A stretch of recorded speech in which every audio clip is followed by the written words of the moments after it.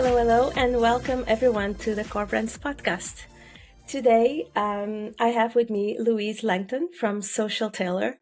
Everybody loves Louise, so I know Louise from Network Ireland. We've met many times on different events, but Louise is always very present on my social media as well. She's always popping up on stories, and she's just a really nice presence to be around too. Her light is really her energy is really light, and she's really good at what she does. So Louise recently transitioned from brand and web design to more kind of like social media work. And today we'll be chatting all about that transition and a little bit more into Louise's business and what's the plans for the future, because I know there's exciting things coming up. So hello, Louise, and you're very welcome to the Core Brands podcast. How are you today? Oh, hello. I'm so delighted to be on the podcast. It feels a bit surreal to be on a podcast that you listen to. So like I've been following your podcast and listening to all your guests and your solo episodes. I love it. It's great. So I'm delighted. Thank you. Thank you so much. So if you listen to the podcast, you know that I always start with an ice-breaking question. And for you, my question is, if your business, Social Tailor, had a billboard on the busiest street in Dublin, and it could only say one sentence, what would it be? What would you put in it?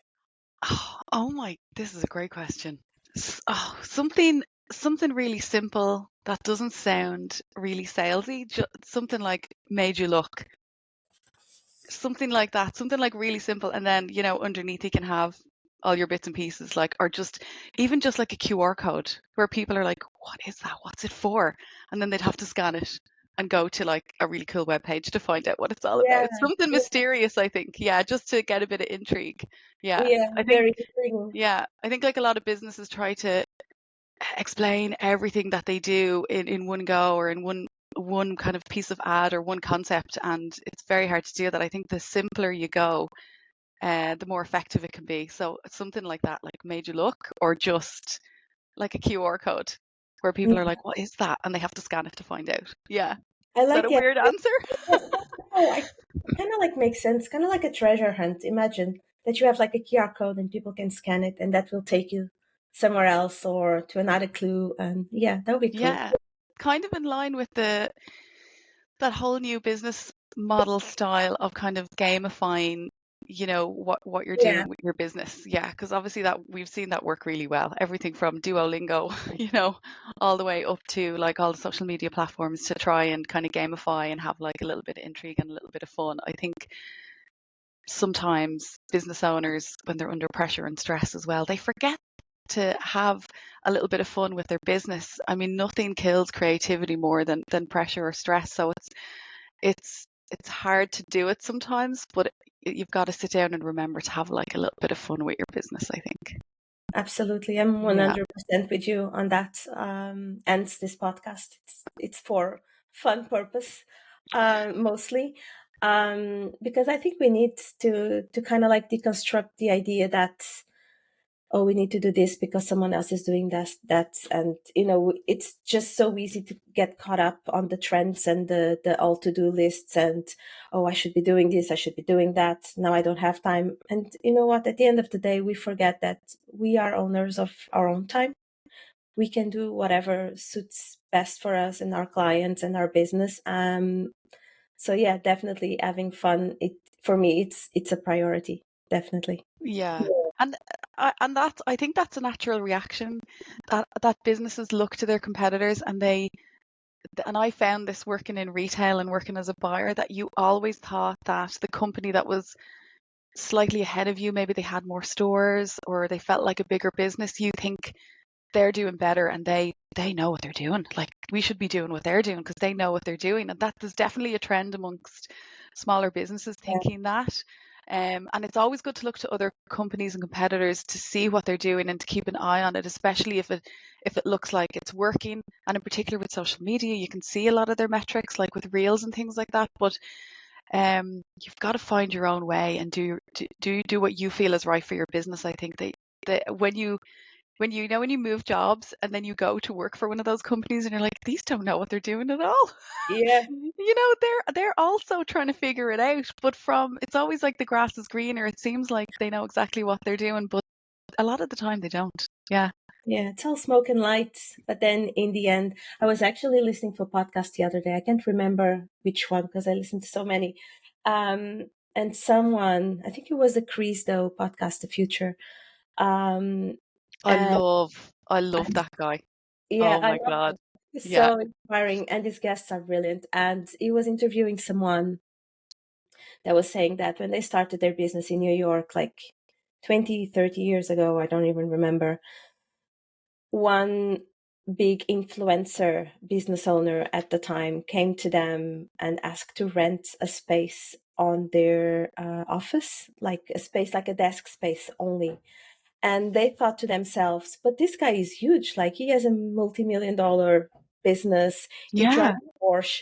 Why does he need, our and then it turns out that it's like I said, it's all smoke and lights. In the forefront, it looks like he's super successful. He drives a great car. He has this huge following, but he didn't actually have the money to rent an office. So yeah, so you never know what's going on behind the struggles people have, the investments they make, and their own path. So Yeah. I think it's just so important to stay in your own lane and focus on what you want to do and just keep moving. Yeah. Yeah. Keep moving. Keep moving Keep is moving. actually, oh my God, no matter what you do. I mean, it's that old saying, isn't it? It doesn't matter if it's a bad decision, just make the decision. Just keep moving, keep going to events, keep networking, keep reaching out to people online because it is so much a volume game. The more you do, the more results you're going to get. And you Yeah. just have to keep moving. That's honestly, I fully believe that as well. You just have to keep moving, keep doing things. Yeah, don't just stay in your head. And if the results don't work, what's the worst that can happen? Ex- You just learn. Exactly, exactly. Like if you're an entrepreneur, whether you're on your own or you have staff, if you've got that mindset, then you're made to break things. I mean, I worked as a buyer for a long time, and a lot of that was do the design, manufacture the product, get it on the shelf. What do customers think of it? Okay, now we change it. Now we edit it. Now we do upgrades. Now we do little add-ons. Then we put it in a multi-pack, and then you move on from that. But you just have to keep moving. You have to keep trying things. Yeah, that's your Yeah. main job as a business owner, I think. Yeah. Yeah. And I'm a bit like that, sometimes a bit too much because like I consider myself a decision maker. So I make decisions really quickly. And sometimes I don't really think much, which there's never a big risk. Like, the only risk is that I need to go back to the drawing board and start things again. But it always favors me when I make decisions kind of like on the go, or oh, I'm going to launch this, and then I end up not launching. But I did all the work up until the launch, so I learned loads. You know what I mean? Yeah, So 100%. And it's so much part of business is just actually making the decision, but like that, making it quickly and not thinking too deeply. Now, obviously, if it's a big financial decision, that's yeah, different. But yes, like your day to day and your kind of weekly stuff, if you've got that natural instinct to kind of know where you're just making decisions really quickly, that's great because you're not overthinking it. oh yeah, there's Nothing no worse. time for that. Let's go. Well, that's good. That's a good Bit delusional, I think, thing. but it's been serving me well, I guess. Okay, so Louise, let's talk a little bit about the shift that happened in your business.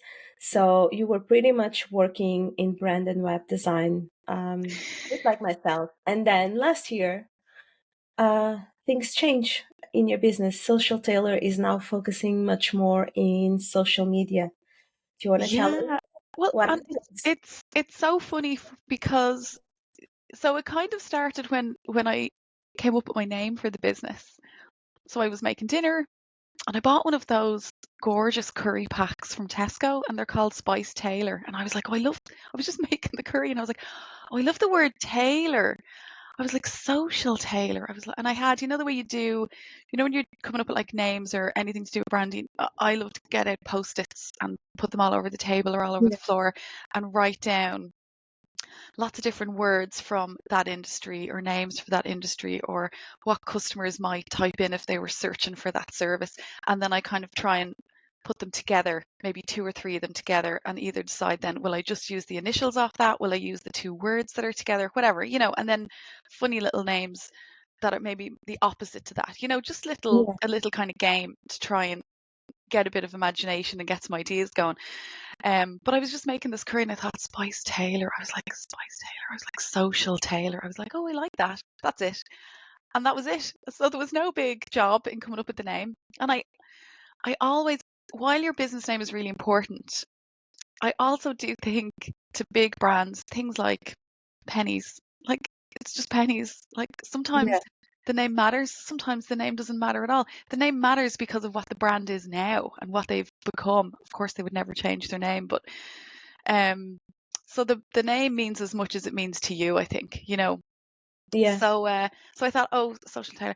So then when I started, I built my website, I started going to events, contacting different people online. They all assumed that I did social media because of the name Social Tailor. And I was like, oh no, it's branding and web design. So I was doing the branding and web design for, I'd say about a year and a half, maybe 2 years. This is my 4th year in business now. Um, and so I do the branding and lots of different types of businesses. Julie's Creche down the road, lots of bigger retail companies. I do their branding, and then of course they'd need a website, so I do their website or do a website refresh. And then the third question would always be, okay, well, will you just do the social media now? Because that's always the follow on, isn't it? Yeah. It All is. those pieces are so linked together, but obviously it's not. It's still creative, it's still technical, but it's not the exact same skill set. I always say that, it's like if you were getting an extension done on your house, the person that comes in to lay the floors is not the same person that's going to install your fridge. They all work in the same room, but they do totally different jobs.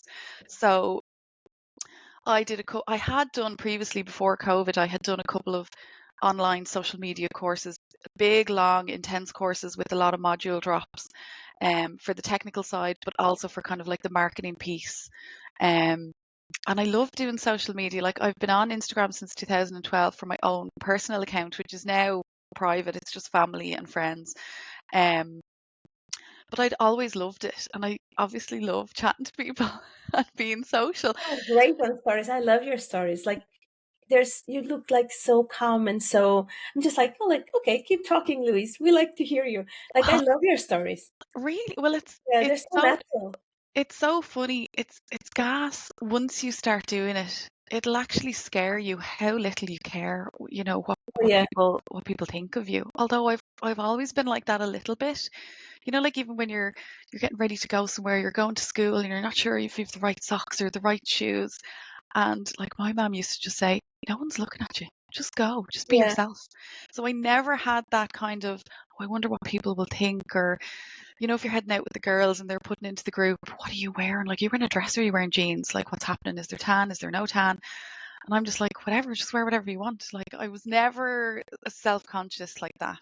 Not overconfident, definitely, or cocky, but I never really cared. And yeah, genuinely I've had like really nice responses, and I always get lovely messages about my stories. So I suppose I keep doing them until Yeah. somebody says, Yeah. "What are you about?" So yeah, but I always say that to other business owners as well. Once they start, because they're always so terrified to do face to camera, and I just keep telling them, just do one or two. Set up a dummy account, set up a fake account, and put them Yeah. out into that nobody's following. You want to practice and you want to be comfortable with the mechanics of how to do it, so it becomes second nature, and then you can focus on actually what you're saying and how you're coming across and all those bits. But yeah, over time it'll actually scare you how little you really care once you start getting into it and doing it. um Yeah. but yeah, so to answer your question, you'll find this that I'll go off so you can bring me back a No, few it's okay. times. It's okay. So I was doing the web design and branding for about 2 years, and I absolutely love that because there's so much design. And I had studied, like 20 years ago, I had studied web design, animation, film, photography, What else? It was a multimedia course. And So then I went, 20 years ago, I suppose that it was my time as well, because it's going to be, so I finished university in 2005. yeah. So web design was all about Flash and Dreamweaver.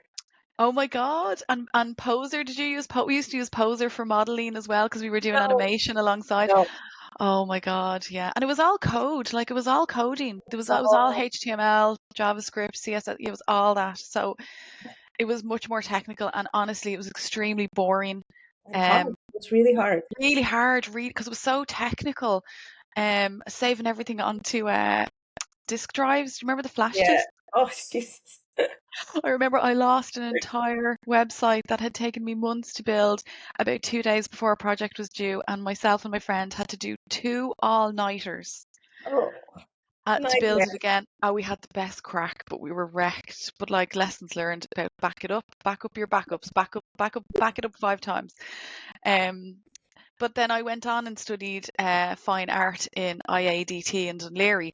But of course, fine art is great, but unless you've like links with galleries or you're kind of in that circle, it's not a very commercial course. So when you come out of it, you're kind of left not really knowing how to actually make money out of the art I'm creating. So yeah, I ended up going in and working as a buyer then for the next 15 years, which has nothing to do with what I studied. But I kept all of that as a hobby and I was building like websites and I was doing design for the company that I worked for. I was working as a buyer like 9 to 5. And then from 5 to 9 at night, I was photographing all of their stock because it was accessories. It's very Yeah. fiddly. It wasn't a nice job. And I was making up all of the catalogs for the reps. So I was doing a lot of design in the background, posters, organizing photo shoots, all that kind of stuff. So it's like really creative.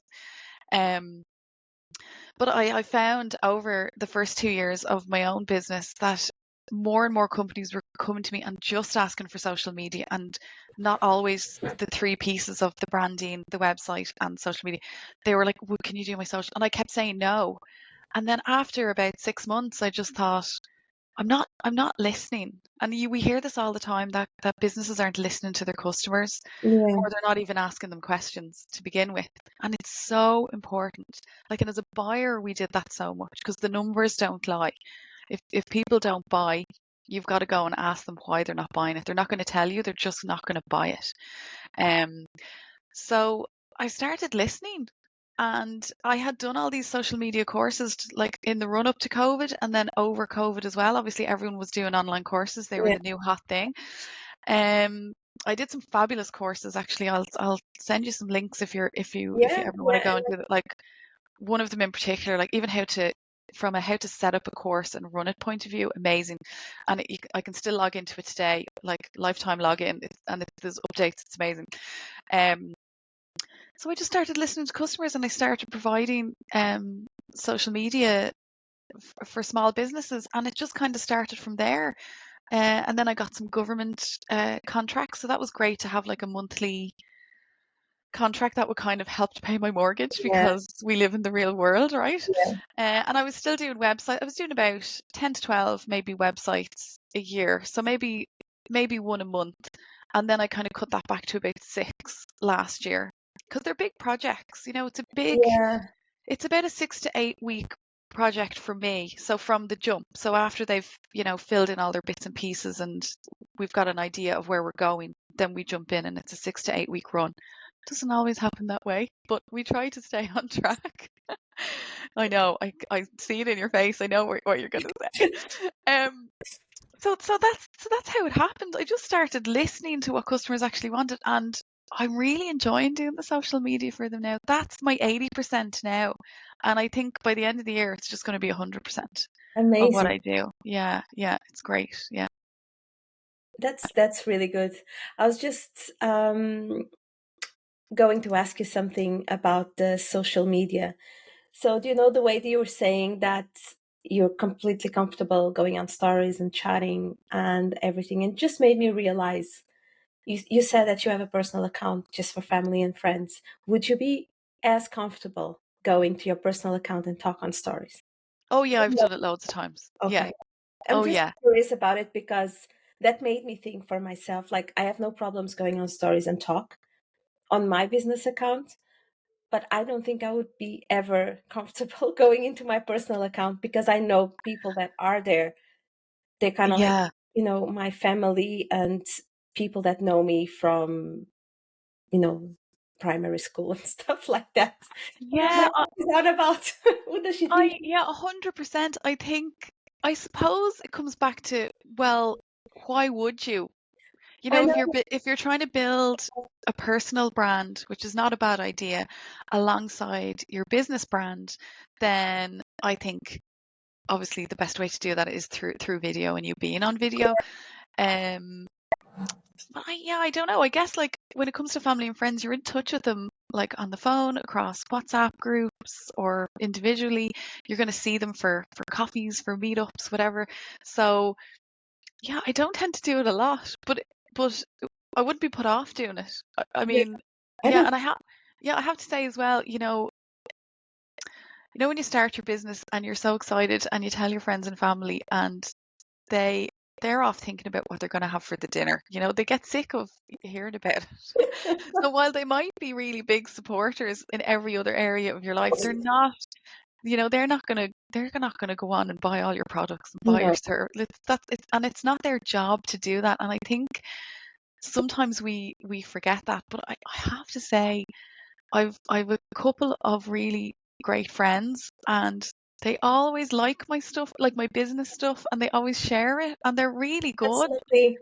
Yeah, it's so good because like I like have lots of different kind of pockets of friends, like from when you were in school, and then you've got like friends from maybe that you worked with before, and then you might have new friends or network friends, and I have to say they're great. They put a little, even the little heart. I'm like, oh, it took like a second to put a heart on it. I'm like delighted, yeah, Yeah, but I wouldn't expect it. I definitely yeah, wouldn't expect it because I don't ever think of it that it's for them. yeah, No, exactly. yeah, They won't buy from you, like, naturally, yeah, like it's you're not for not them. repping like your audience. Yeah, Yeah. that makes sense. And That's sweet. do you go on stories yourself then for your own personal account? Would you? No, No. never. I don't think I've ever spoken stories on my, like like yourself. I have Instagram. I think from the first day they launched Instagram, because I absolutely love social media. So as soon Yeah. as they launched, we had it, me and myself and my husband.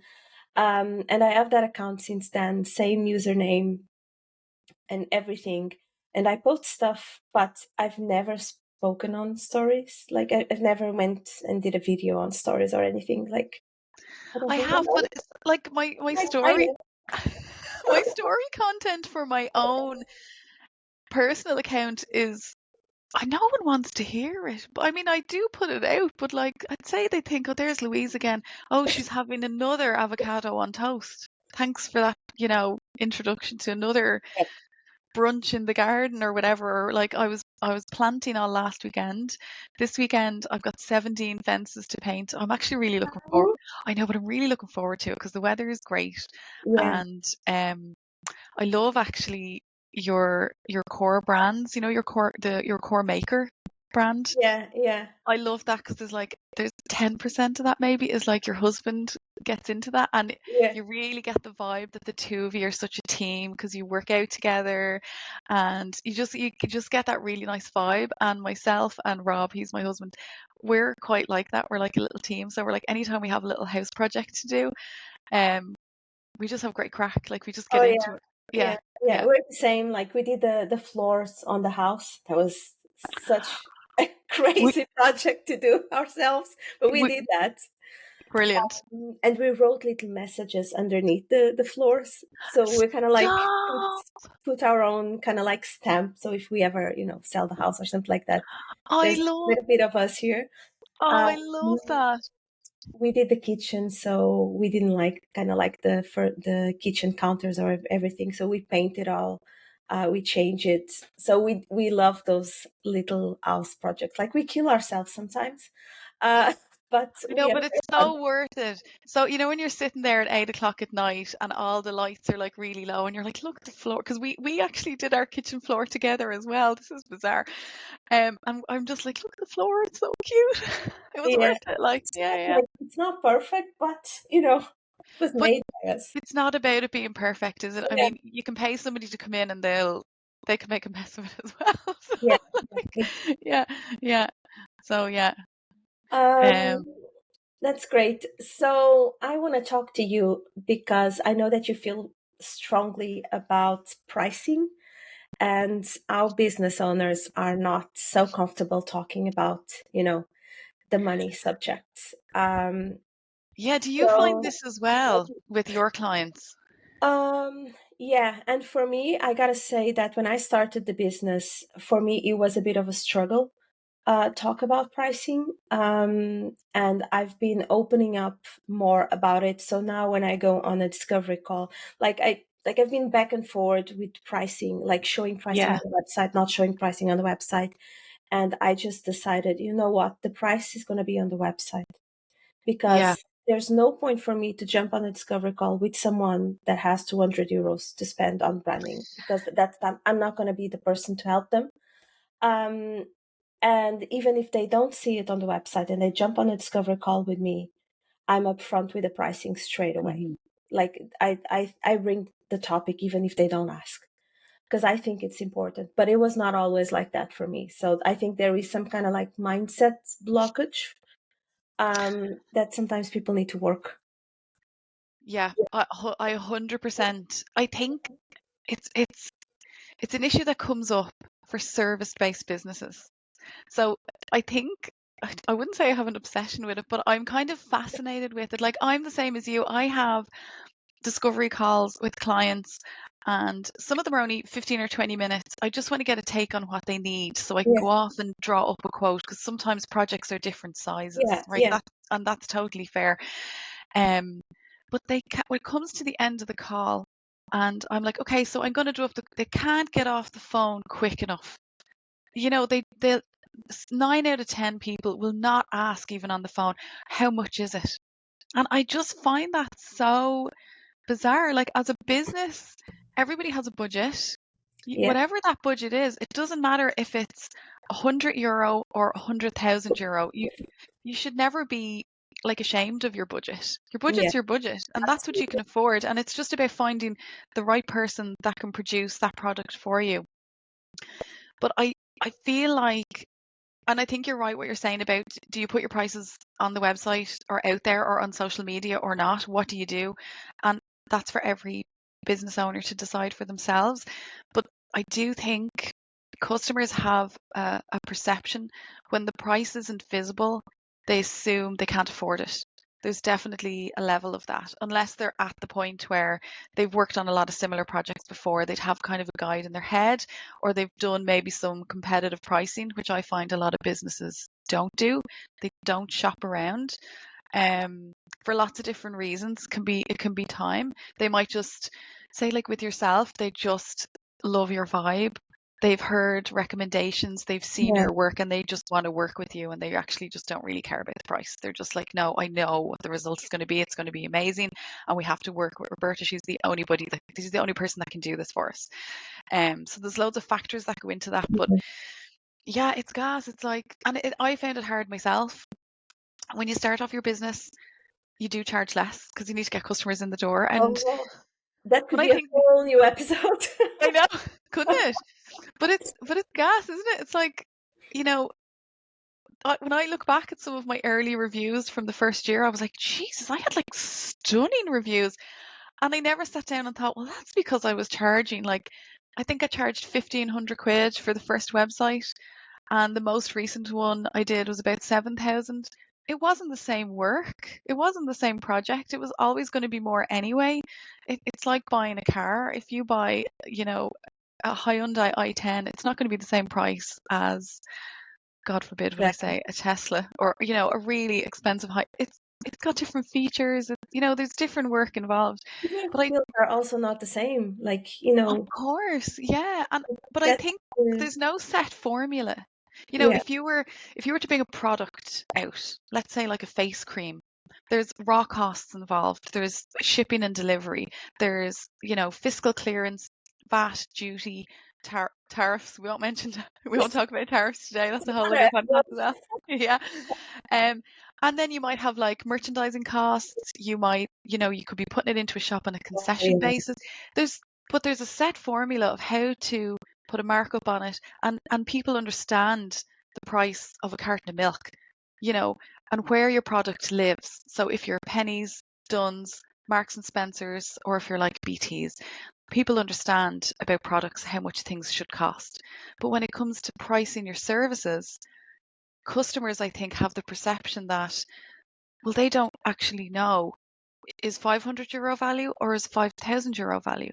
Like if you're dropping your car into the garage, 2 or 3 different garages are doing the same job, but they're charging you different prices. Why Yeah. is that? Like, could be their location, could be their rent. You know, it's harder to understand why services charge what they charge, I think.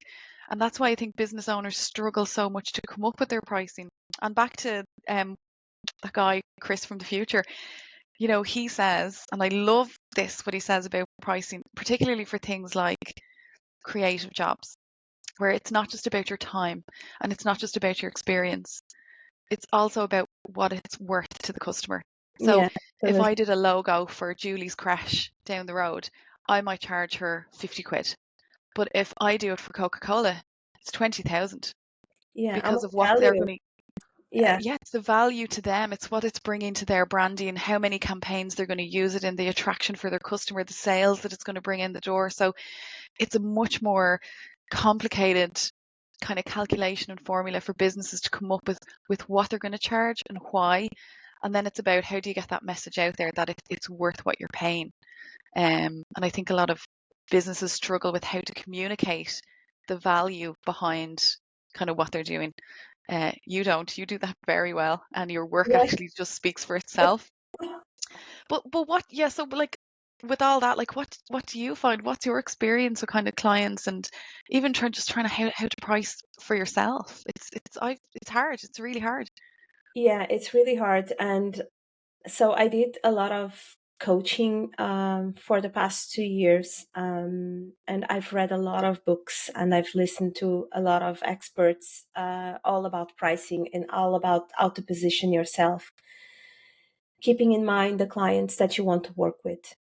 And I think that's really key in terms of pricing. Mm. And then you kind of like have to do the math, simply put. You know, if you charge €50 for a logo, how many logos do you have to do in a month to pay your bills? And, it's just as simple as that.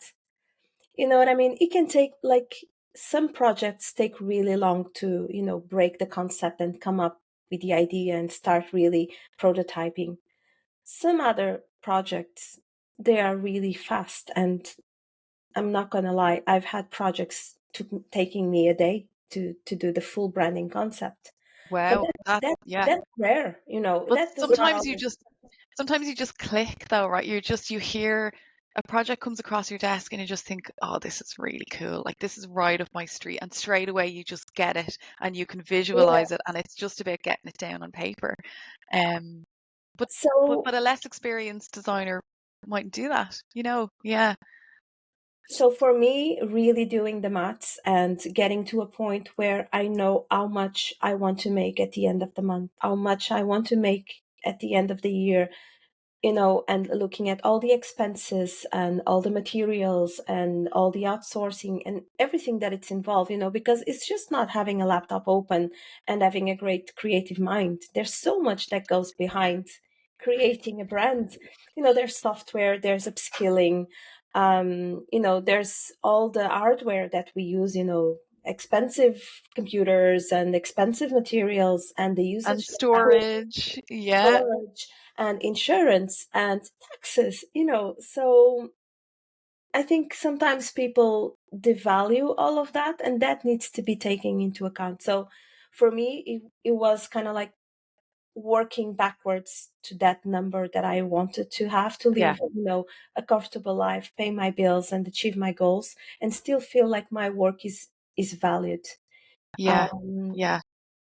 And it's I think it's really good to be practical and not more kind of lofty about it and just to actually physically write down the numbers on a page and to really get to the number that you need to charge.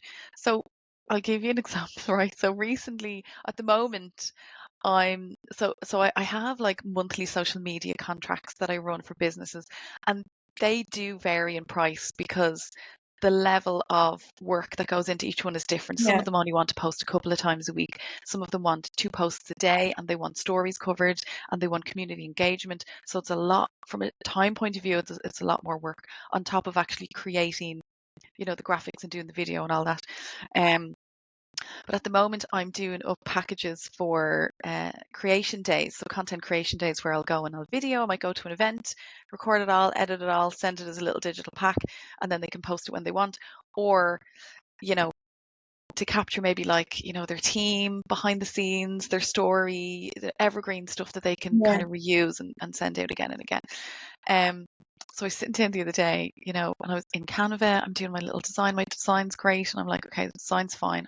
Half an hour, I was like, that's all I've got. I'm a very like set the timer, or I could Yeah. be doodling all day. And I was like, I don't know what to do about the pricing. So like that, really practically, I was like, okay, it's travel time. It's the time at the event or actually filming. And then it's the time that goes into the editing afterwards. And then there's all the admin. So there's going to be an intro call. Yeah.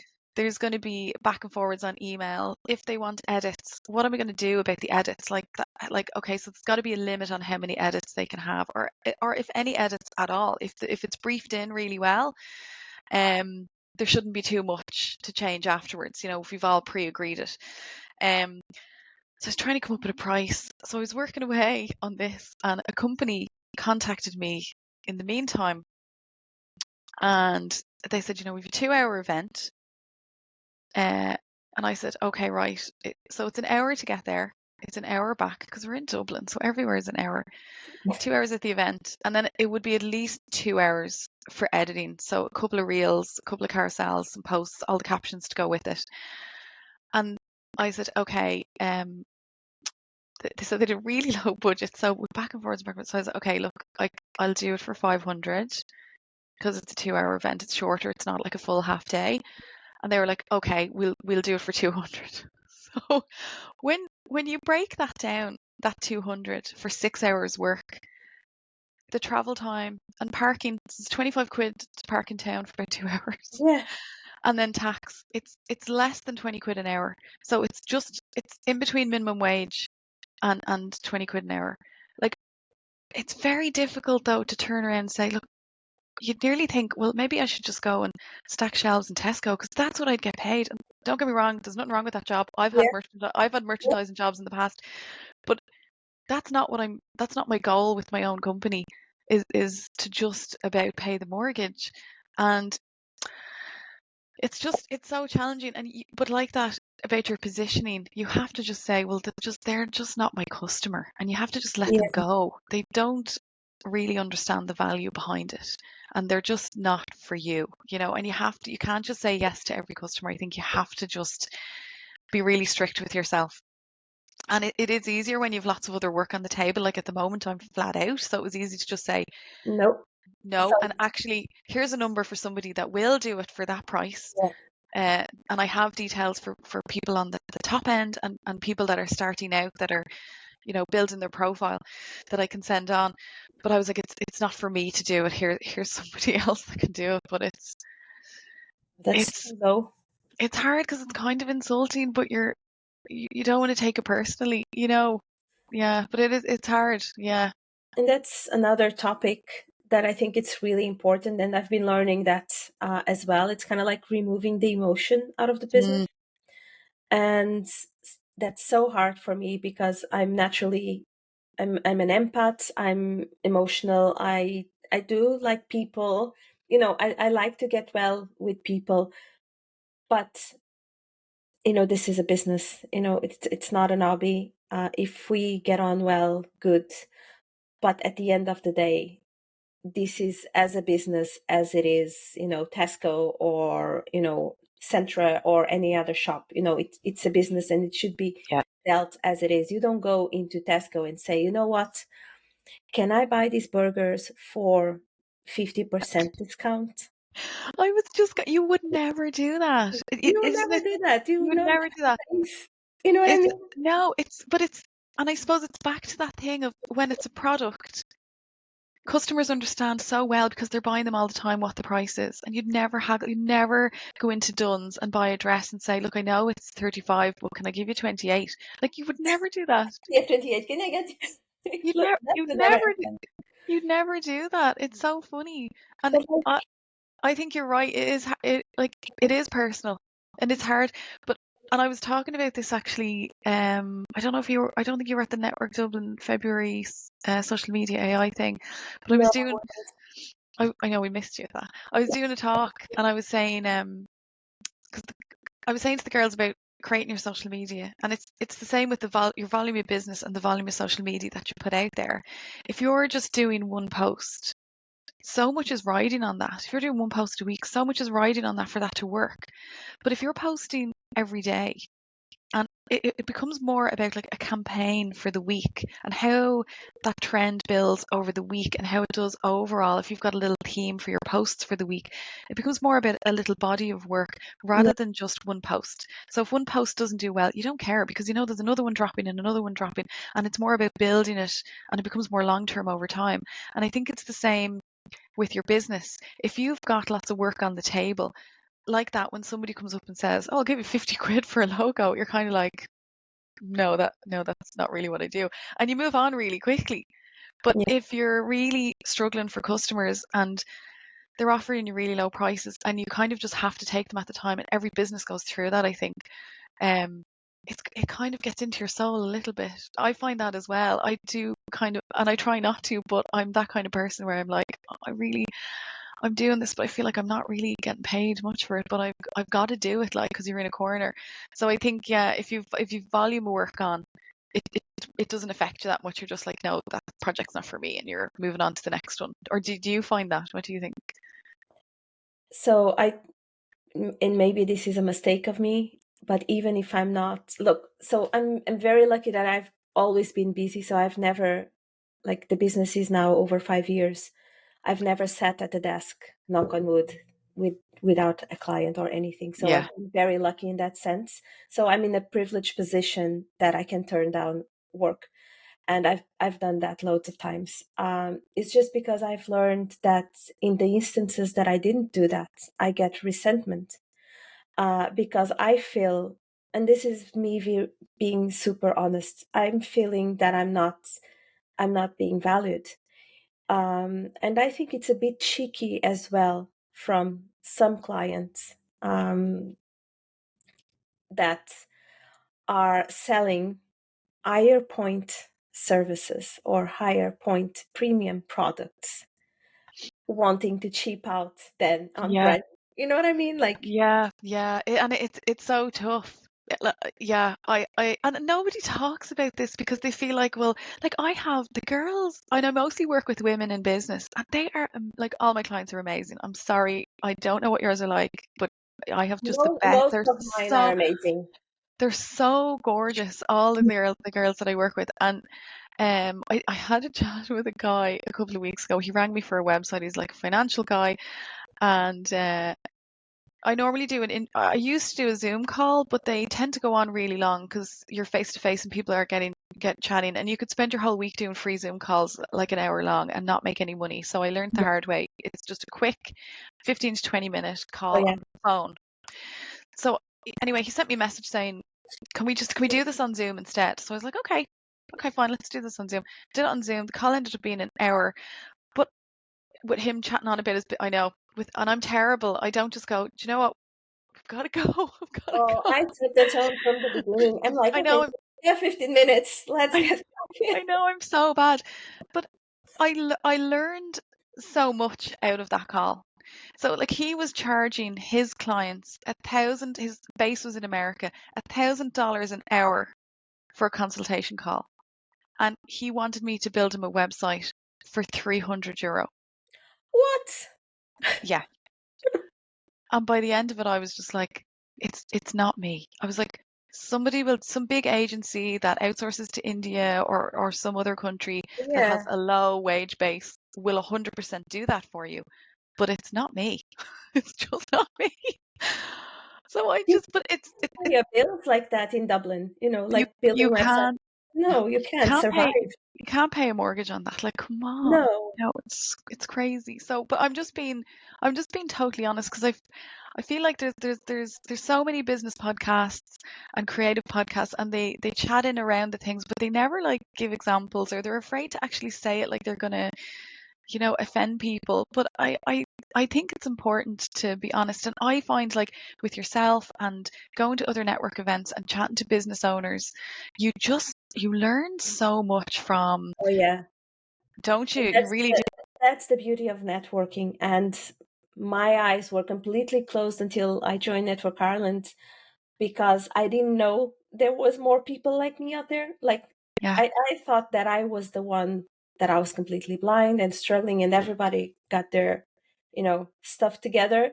yeah, But then the more you chat with people, and even on our WhatsApp group, for the Dublin branch, like, you see the questions, and sometimes I don't answer because I don't have the answer, but I learned so much from everybody's experience, and yeah. it's just absolutely amazing. So I used to say to people, I'm not paid to say this, but you go and you join Network Ireland Dublin, because, like, it's just an amazing support. Like, It there's none like that.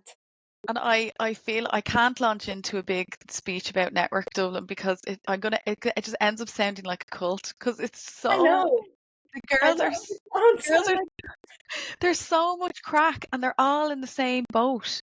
They're yeah, all, and there's so many different types of businesses. But I'm in Network Dublin about 2 years now, but I have to say I have one or two male male led, businesses that I would chat to, and they're super, and it's so important to not just speak to women in business. So oh yeah, one guy, because I love to actually give examples, right? Because it's like feels more real or helpful. So yeah. like I was chatting to him last year, and he does the same thing I do. He does branding, web design, and social media services. And he's super guy, really open, really honest, not a spoofer, really, really good guy. And he works with really great companies. And he's about 5 or 6 years in business now. He's actually really big on TikTok. I'm not going to say who he is, right? Um, but he told me last year that he made €350,000, and I believe him. He's not a spoofer. That is not what I made. And I had to go Yeah. home then and sit down and think about what did he do differently last year that I didn't do. He hired two people in Ireland. He hired another person abroad to do all the admin because it was a lower wage base. And then that person turned into a project manager. So the structure of his business is completely different than mine. I don't have employees, so I obviously can't take on the same projects. But the lesson out of it for me was not only can you not do everything, we know that, but it's very difficult when you start your business to do the thing that you love. So whether it's designing, whether it's wellness, any kind of creativity, health, whatever industry that you're in, if you're starting a business for it to scale and be successful, you're actually not going to be doing the thing that you started the business to do. The best way to scale is to hire people to do that thing, and then you become the face and the salesperson for the business. So then basically you're in sales. And that's what he did. And this is like not new information to any business person, but I never really sat down before and related it back to my own business until the example was right there in my face. Um, and then I had to decide, what am I going to do? Am I going to hire people, or am I going to actually do the thing that I set up the business to do? And we've come full circle back to your first question.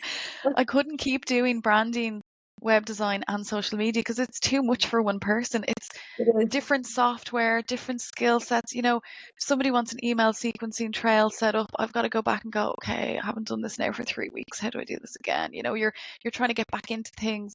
There's I no know the feeling. flow. Yeah. Yeah, there's no flow. So I've kind of honed down. But yeah, it's important, I think, though, to chat to female business owners and male business owners Male. as well. Yeah. Yeah, Most of definitely. the times there's a difference in mindset. And it's funny that you mentioned that, because most of the podcasts that I listen about business, they are male. Same with me. Yeah. We should swap lists because I bet we're all listening to the same people. Yeah. Yeah. And I learned so much. And I'm actually on the same position as you. So I don't know, are you looking to scale and hire, or are you kind of like going back and just, keeping it for now small, just yourself? Because I'm Yeah. kind of like, I'm in a position that I started outsourcing some work that I really find it's less enjoyable for me, and stepping more into a creative direction position. That's kind of like my aim. I don't know how long it's going to take until I can fully do that. Um, but that's kind of like the inspiration that I took from, from these other male Mm. experts. Like, Yeah. Yeah. And you're right. Men do look at it totally differently because it's just throughout your whole life growing up, women and men get completely different messaging from from everywhere, from marketing, from your parents, from your school. We get completely different messaging throughout our whole life when we grow up. So we have a different mindset then when we come to setting up our business. I saw I saw a great t-shirt on Etsy the other day. It was just a plain white t-shirt with black text that just said "Pay me like a white man," and I was like, "Oh my God, I have to oh, I I gotta make have that one on the will you corners. if you make that, I'll buy it off you. 100. I didn't buy it. I was like, I saved it in my Thank you. basket. I saved it, and I was like, I've got to get that. I loved it. Um. So yeah, it's tough to know how to structure your business, and it does make a big difference to what your income is going to be at the end of the year. And I know you're like a manifesting queen, but with your project managing background, so it's not about a lofty, oh, I'd love whatever. No, it's a It's lot of a solid planning. a solid goal with a plan and targets. And coming from a buying background, I always had targets. I was always target driven, and I think when you've got that mindset, it makes a huge, it's like nothing's going to stop me. I'm just like, be in my bonnet, this is happening. But when it comes to the structure, I think, yeah, it's really tough. For me, I'm not good at managing people. I'm either like super strict and completely non-emotional about it and very mechanical because we've got to get the Yeah. job done. We've got to get, in fact, the girls that I used to work with actually bought me, because I used to say there's no crying and buying. Come on, no one's going to die. Let's get on with it. The shipment didn't come in. We'll figure it out. They got me a sign from my desk in work that said, "Asher, it'll be grand." Because no matter what happened, I was like, it's gonna be fine. We don't work in an A&E. It's gonna be like, this is an easy job. Come That's on, what I we can do say it. to my clients all the time. Like, Yeah, sometimes clients ask me for my phone number, and I decided to remove my phone number from my socials, from my website, and I don't give my phone number to any yeah, clients. And this yeah, is probably an unpopular position as a business owner, but I say all the time, I'm not a doctor. I'm not working in A&E, and there's nothing in my work, on my line of work, that cannot be fixed tomorrow. yeah, 100%. You know Yeah, what I mean? Like, nobody's gonna die if, I did not fix the website in the next hour, because I yeah, will probably won't have time to do it straight away as well. And that's yeah, kind of like managing the expectations from the very early start of the client's relationship.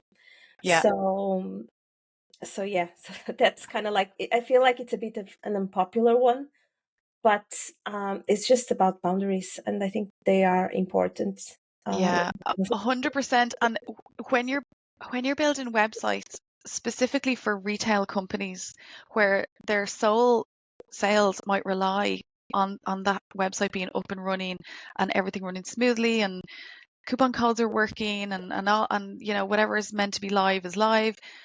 When something's not, I understand the urgency, and they feel like it's an emergency and it is crucial to the business because it's loss of sales the minute something's not working. I I initially went down the other road where I did have my number out there, and I do get messages at 10, 11 o'clock at night, 2 o'clock on a Sunday. 99.9% of the time, it's not because something's broken or gone down. It's just, oh, do you know what I saw on this website? We should do this for mine. Or, I call them just the random thoughts. And those take I, time. Those take time on your day, and they take headspace, because you'll be it, thinking about it. And I it's the headspace. personally, I don't want that. Like, I No, and don't love it that. is the headspace, and it's it's draining. It's really Yeah. hard. I don't think, and it's not on the client side. Like when I get into a project, I'm really excited about it. So initially the messages don't bother me, but you know when your volume builds over time, and then you're getting, and it's all the time. It's 7 o'clock in the morning till 11 o'clock at night. I've started putting my phone on. It's on do not disturb all the Yeah. time. Yeah, So I do have mine most of the times when I'm working as well. And I only check the emails in the morning yeah, or at lunchtime and then at the end of the day. I'm not reacting to emails all the time. no, you And can't because you wouldn't get anything else done. no, and another thing that I implemented for my clients is instead of going back and forth on emails, like while we were working on the project, we do have a dedicated Slack channel. So each Yeah, client has a Slack channel with me. And I get the notifications on my phone anyway. So it's like a message. They can leave me a voice note or something like that. But it's just, it takes the pressure out of it because if you get a WhatsApp, it's a whole different vibe. I feel like they're inside my life. You know what I mean? Like yeah, it's not, yeah. see, it's personal. Yeah, and it's good from the client side because for them they really feel like you're there. Um, but I think especially with WhatsApp they do expect an immediate response. And I'm like you, I'm quite strict. I'll check my phone, especially now because I do so much social media.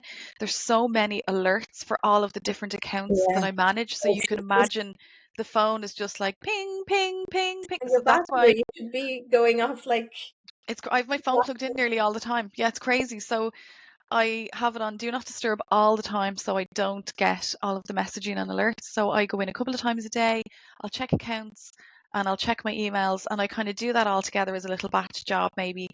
I start work at like 7:30 or 8, but I don't check them until 9 because I'm set up and I'm into something.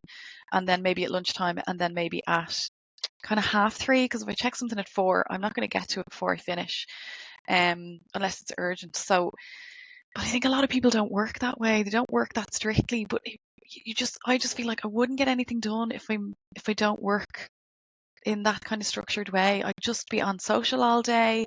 I'd be replying to emails, and sometimes my emails are really short. And I think women tend to write longer emails. Hi, how are you? Hope things are going well. Do you ever get an email like that from a man? Never. Like no, very seldom. no. It's normally just a one-liner. They wouldn't even say Yeah, hi, whatever. So I I've know. started kind of adopting that a little bit because so much time goes into like crafting an email and you want to make sure that it sounds right. But Yeah, if you've it's already got warm. it, it's warm. Yeah, we're so worried about how we're going to come across. Men aren't. They don't care. They'll just put the information in and that's it and they're gone. Yeah, yeah, yeah. So it's like, and I sat down one day and I was like, how much time could I save if I wasn't flopping around with this email for 10 minutes? It only needs one sentence. Okay, I might add a smiley face. In fact, because Maybe an emoji. I know you love ChatGPT as well. I am obsessed with AI. I'm listening to so many great, Oh, like, it's a great time to be alive, Louise. oh my God, I'm girl. obsessed. And I love the conversation about this is going to kill jobs. It's like when the printing press came out, when the TV came out, when the radio, if you jump on the technology when it comes out first, you are going to be ahead of your competition. And there's just no two ways about It's it. called progress. 100%. 100%. Like for building websites, I use Elegant Themes. I use Divi. So it's drag and drop. It's a really gorgeous system. And it's very easy then for clients afterwards if they want do, Manage to do the. it themselves. Yeah. Yeah. Um, and they've loads of really sexy new AI features. And it'll even do this thing where you put in a couple of sentences, you hit a And button, and the entire website is built in 2 minutes. Now, I'm going to be honest, I don't use that because it's not great. So I'm there's a gonna cut lot of, this part from the podcast because otherwise we'll be out of jobs. yeah, So, but it's not there. but There's so same. much chat about it, but actually Yeah. when you go in and you start using the tools, they're not there yet. The images are not great. They're No. a bit weird, and every country has like a vibe and a style and a handwriting. Even if you look at something simple like, say, like pennies, pennies range for the UK and for Ireland are totally different. All of their basics cross over, but the clothes that they run are not the same. Oh, you And should see pennies in Portugal. Oh, was it really nice?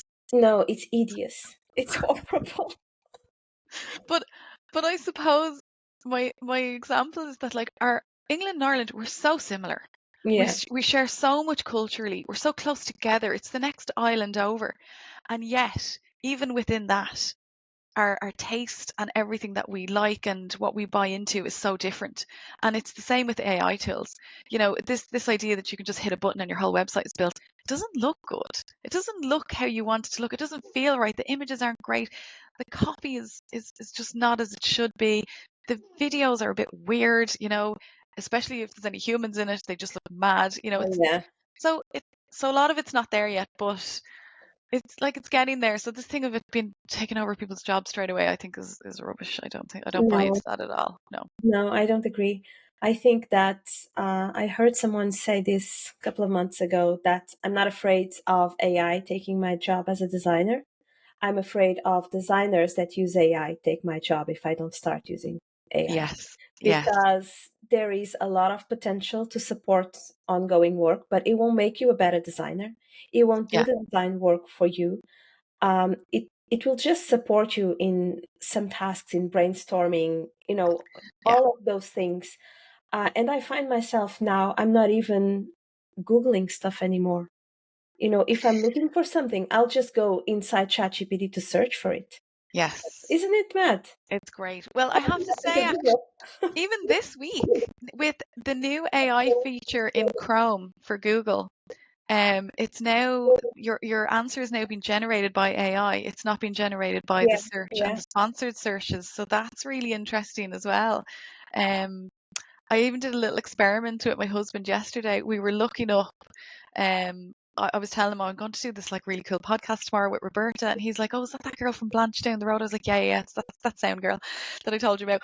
And I was saying, he's like, "What are you going to be talking about?" I was like, "We're going to talk about pricing because no one talks about pricing." And he was like, "Do you know what's really interesting? As an example of a service, he's like, Netflix provide pretty much the same service in every country, but they charge a totally different price." I actually took a screenshot of it. Let me pull it up here because I think it was €2. It's $2 because we pay 16 quid in Ireland, but in where is it? In Pakistan, they pay $2.82.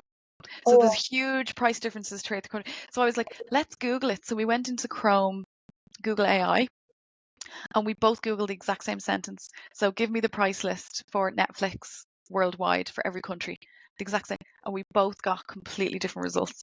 So wow. it's really interesting. So just to think about what's behind everything that you've looked up in the past, your search history, you know, Yeah, it's got all that information there.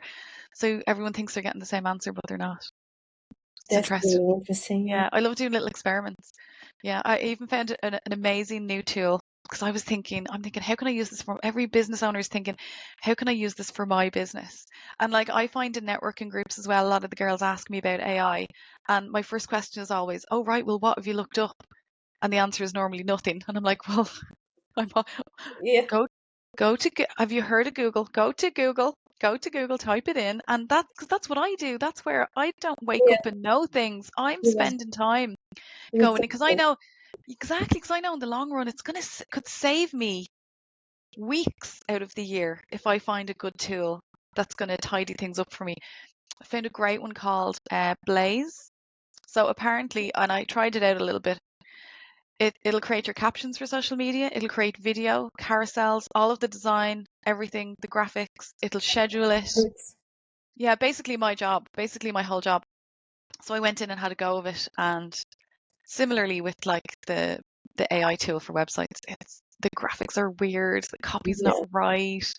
It's just a bit odd, and it's not the prompts. Like we both use ChatGPT, so I'm well used to like crafting a good prompt and all that kind of stuff. It's just not there yet. It's the smaller tool, and it's all white label. You know, so any of those tools is basically ChatGPT, but it's white label. yeah, Somebody has yeah, built a yeah, little, so yeah. it's you might as well just go into ChatGPT and do it. You know, but it's going to be interesting to see how things Oh, I'm evolve. loving it. I'm loving to Yeah, see all the progress and all the new things coming up. It's like it's yeah, growing so rapidly, isn't so it? fast. Oh my God, so fast. Even the new the new imaging tool that's in Yeah. ChatGPT. What's it called? O4? Or 4.0? It's called 4.0? Yeah, Toro. Yeah, I think it's. Oh my God. It's really impressive. If you go in to do ad copy, you can't tell it's AI. So Have I think that's going to, you have you yeah. tried building your own GPT? No, have you? Yeah, so I have a couple of them built, and I'm gonna do a course about it. Oh, I'm It's so 100% signing it up for that. like it's a masterclass. It's not a course. It's just a masterclass because it's quite simple. But I think it can help a lot of people. Like for me, it saves me hours. So this is not, so you know when you go in and you can set up different chats and you tailor your chat to that company. So like I have a ton of those. So you go back to the whatever. No, this is a custom chat GPT, and you can choose to have it just private to you. You can share it with someone else, or you can put it, public so everyone can use it as well. So I keep mine private because like they're kind of like formatted to my business, but Of things like course, to, input clients, brand values and strategy and all of that, and coming up with different ideas, it's really amazing. And now I'm going to build another one just for social media, so all I have to do is pretty much just press go, and it will kind of like based automate. on automated. Yeah, so it's Yeah. pretty cool. Oh my God. Because I did see on your stories you were saying you're going to do, I thought it was just setting up the chats. I No, obviously it's didn't a read that. custom. Oh, I'm there. I'm Yeah, in for that. Yeah, I love that. I'm in for that. Yeah. Yeah. Because we're both in yeah, Blanchardstown. So we have do you have the drone delivery? I feel like I'm yeah. living in a different era. Yeah. It's I've just amazing. never ordered from them, have you? No, do you know what? So I the just see street, the drone. I just see him going by. The street I'm on is not included. We're just outside the area, which I was raging about because I was following it, and the guy that owns the company, I was listening to a lot of podcasts he was on, and I was like, oh my God, I can't wait to see this thing flying over the It's house. huge, the drone. Have you seen it? Yeah, Because I because went to Blanche once and they had like like a little stand with a drone.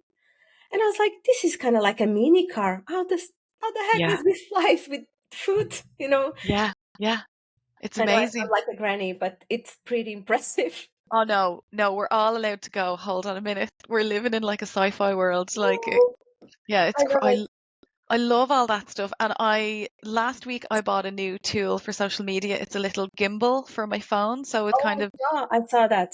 so, oh my God, I'm still kind of figuring out how to use it because when you go into your phone, there's an app and it's connected to the app, and that's how it stabilizes and it does all the tracking and recording and all Yeah.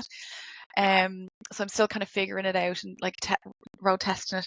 But my next thing is definitely getting like a mini drone to do aerial shots, and like I'm just so excited about the tech. I'm just Oh, such yeah.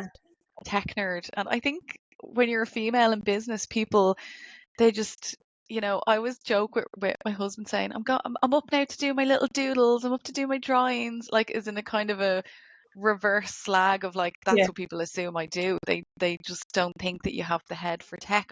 It's not the 50s. I don't know why, but there's still that perception there. We're still Yeah. there, somehow. Yeah. And that comes back then to the value of the work we do because it's just doodles. You know what I mean, Louise? Just It's just, drawing. It's just a logo. It's just a yeah, logo. Sure, you could do it in Canva in 10 minutes, right? yeah, everybody can do it. So why don't you do it? You know what I Yeah, mean? yeah. There you have it. Well, there you have it. Like, yeah, he said it. Louise, this has been such a great conversation. I think it's my longest episode so far, but I could be chatting with you hours and hours. So maybe we'll come back for part two. What do you think? Oh my God, we could have like 10 parts.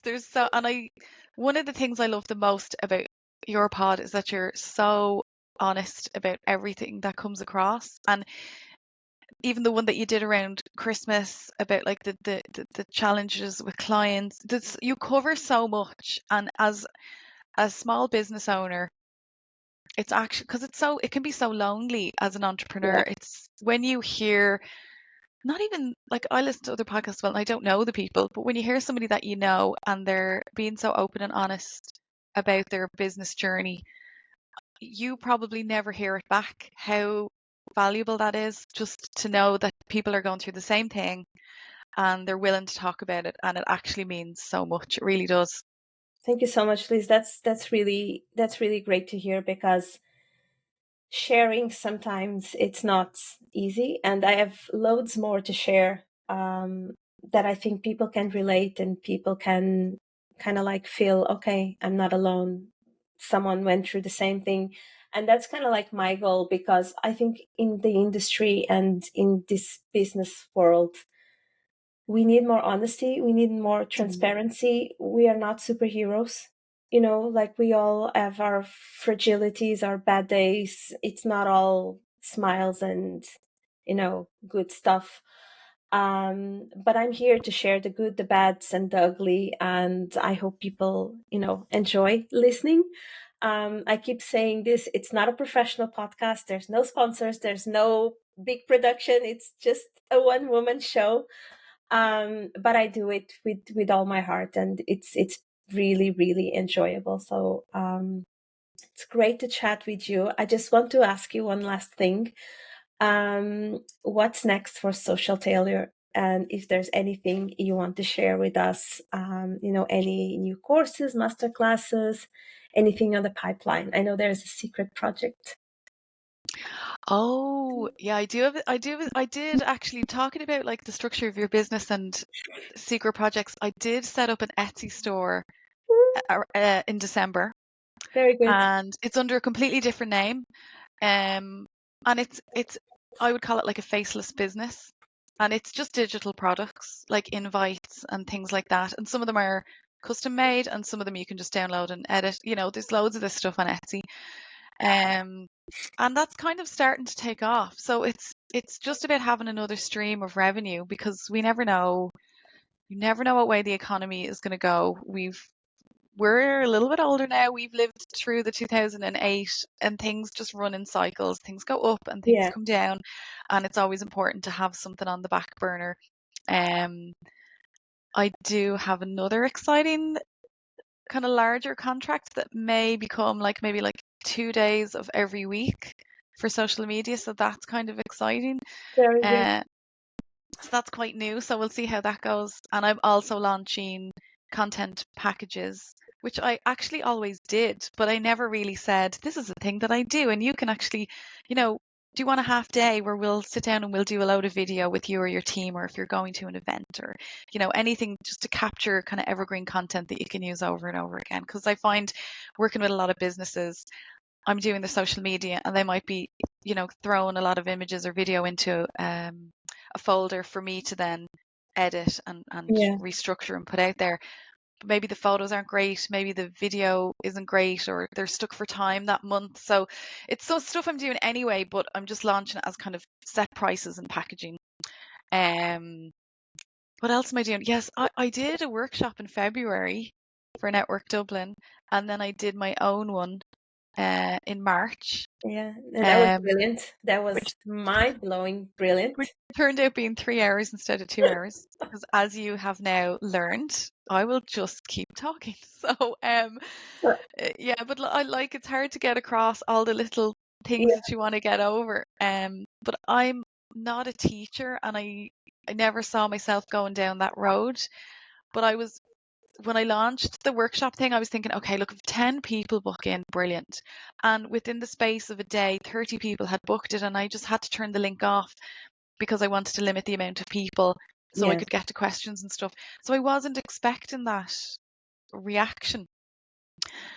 So it comes back to, am I going to listen to my customers and do it again? Or am I just going to decide, no, I'm going to focus more on like monthly contracts and the content days and stuff like that. So I don't know yet. It's up in the air. We'll see what happens. So I don't know. Yeah, maybe not. It depends on how busy I am with the contracts and stuff. You know. Yeah. yeah. I think it's just a matter of finding the balance. But yeah, we would Yeah. love to see more workshops from you, Louise. Like it was Yeah. absolutely brilliant. I think a pre-recorded course that drops with modules would be Yeah, a more sustainable for me. But whether people would prefer that because they can't ask instant questions, I don't know. So yeah, there's a bit of a, I don't know. I'll have to think about it. Yeah, and there's obviously a lot of work. It'd take you 6 months to build a course like that. You know. Yeah. So yeah, we'll it takes see. a lot of time. Yeah. Thank you Okay. so much. Thank you so much, Louise. It Yeah. was so fun having you on the podcast. I loved our chats. I love to talk about pricing and all of that. Yeah. And hopefully people will feel inspired to be more transparent and more upfront, and don't be scared about numbers and the money Yeah. cost. Yeah. I think that's really key. Yeah, thank you so much, and I'll talk to you soon, and I wish you a lovely day. Thank you so much. Thank you. Bye. Bye. And that's a wrap for today's episode of Core Brands Podcast. I hope you found insight, inspiration, or even a little nudge to take action in your own brand journey. If you enjoyed this episode, I'd love for you to subscribe, leave a review, or share it with someone who would find it valuable. And if you want to keep the conversation going, you can find me over on Instagram at Design by Roberta. Thanks for tuning in, and until the next time.